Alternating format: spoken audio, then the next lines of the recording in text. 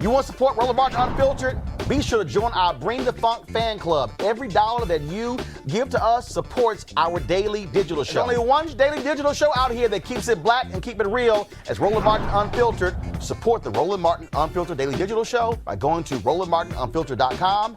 You can make this possible. This is turning to obviously a massive fight now. You now have some people calling for boycotts. National Black Justice Coalition, they actually called for PGA Tour players not to play in the Masters.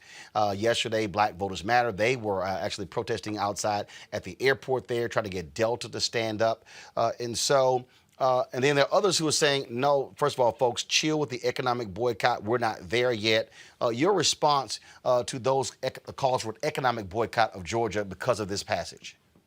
Well, I understand why people are calling for economic boycott, because at the end of the day, these corporations headquartered right here in Georgia cannot basically wrap their arms around Black Georgians during Black History Month and talk about our culture and promote our culture. But when our rights are under attack, they have nothing to say. And what we have been asking them to do is nothing. It's not like they've not done it before. When we have had other bills come through the legislature that would be bad for business, their voices have been really, really loud. So why do we have to drag them to stand up over voting rights? At the end of the day, we are a significant part of their revenue. And so if they can't stand up for us, then why would we stand up economically for them?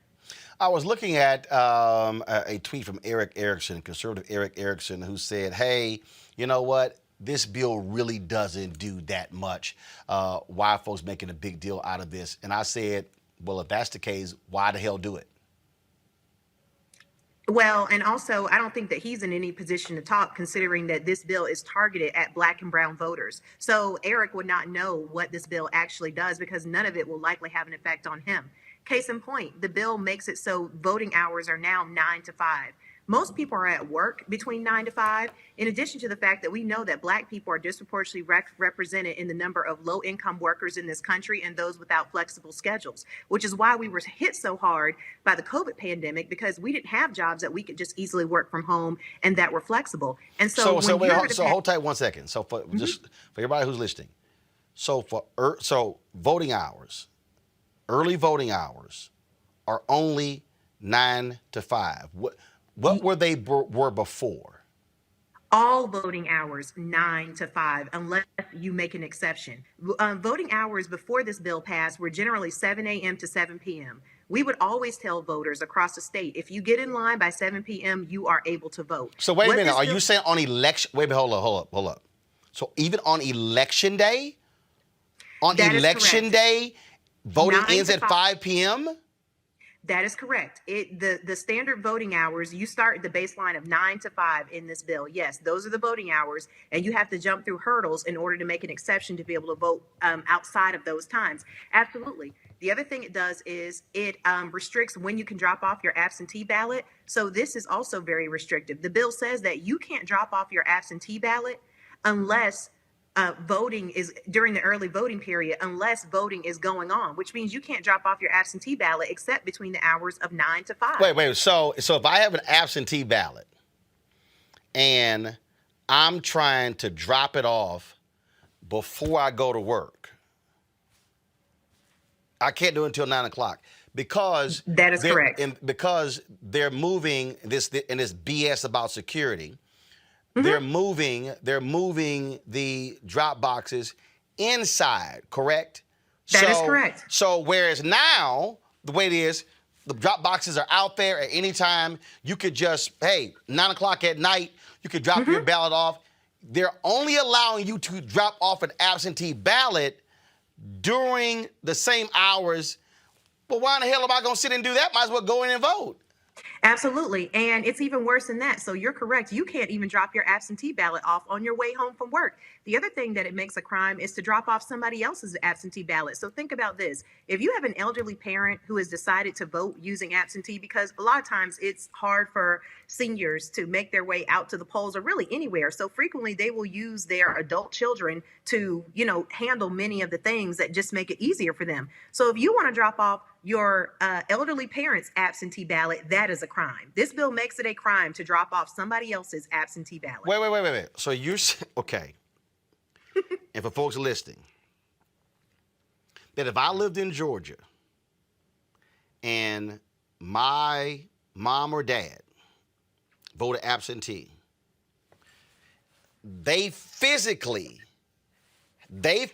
have to carry their ballot and drop it off in the ballot box. I can't get their ballot that's signed and sealed and drop it off. That is correct. They would have the choice of either dropping it off themselves in the drop box or mailing it in. And we all know that USPS is not running in the ways that it used to run. So it's very risky to put anything in the mail nowadays and expect it to be on time delivered wherever you want it to go. That's correct. That's now a crime. Mm-hmm.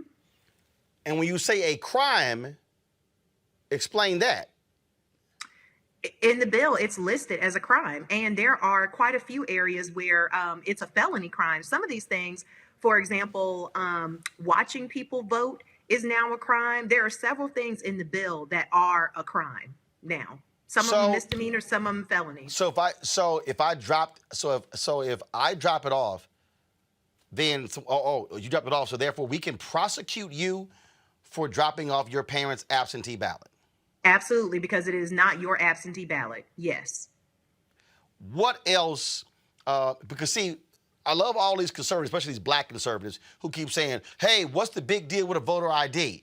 This bill is not about voter ID. This bill was a 2-page bill that then blew up to a 100-page bill, correct? That's correct. Mm-hmm.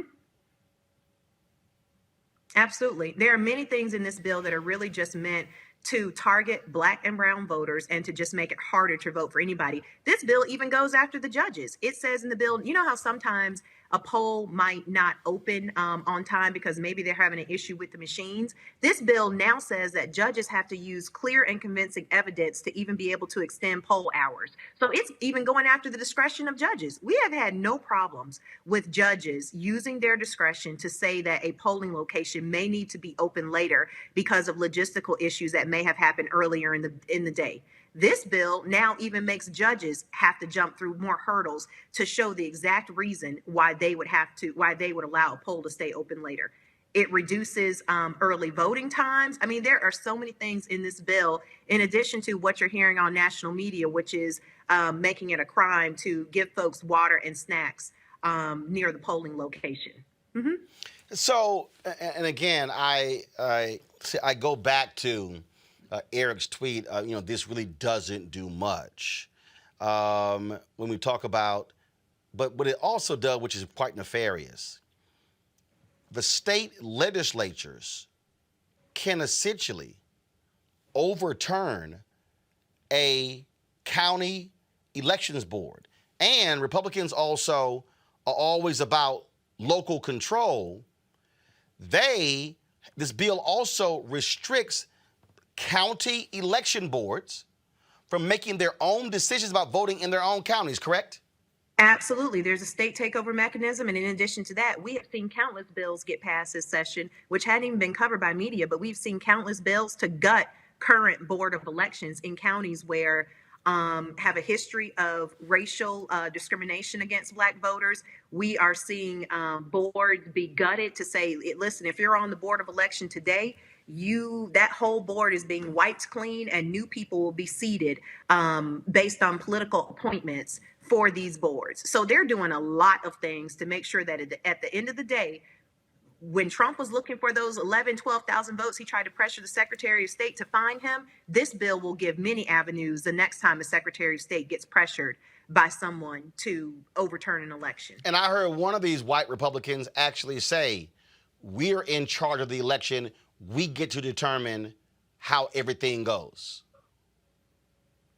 I didn't hear that comment, but it would not surprise me. As I've said before, what you are seeing happen across the country is that Republicans elected a committed white supremacist to the president of the United States. And when Trump failed to win re-election, they, since that point, have made it their business to go and try to invalidate all of the votes of black and brown voters because they largely turned out and powered the win that we have with Joe Biden and the U.S. Senate seats. They are making it their business to target black and brown voters. That's just what it is.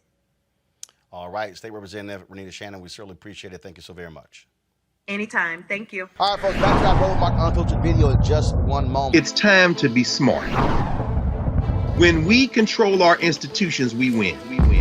This is the most important news show on television of any racial background. Y'all put $2, $3, $4, $5, $10, $15, $20, $30 on this and keep this going. What you've done, Roland, since this crisis came out in full bloom. Anybody watching this, tell your friends. Go back and look at the last 2 weeks, especially of Roland Martin Unfiltered. I mean, hell, go back and look at the last 2 days. You've had sitting United States senators today, Klobuchar and Harris. Whatever you have that you can bring to Roland Martin Unfiltered to support it, please do, because this information may literally save your life. Watch Roland Martin Unfiltered daily at 6 p.m. Eastern on YouTube, Facebook, or Periscope, or go to RolandMartinUnfiltered.com. Support the Roland Martin Unfiltered Daily Digital Show by going to RolandMartinUnfiltered.com. Our goal is to get 20,000 of our fans contributing $50 each for the whole year. You can make this possible. RolandMartinUnfiltered.com.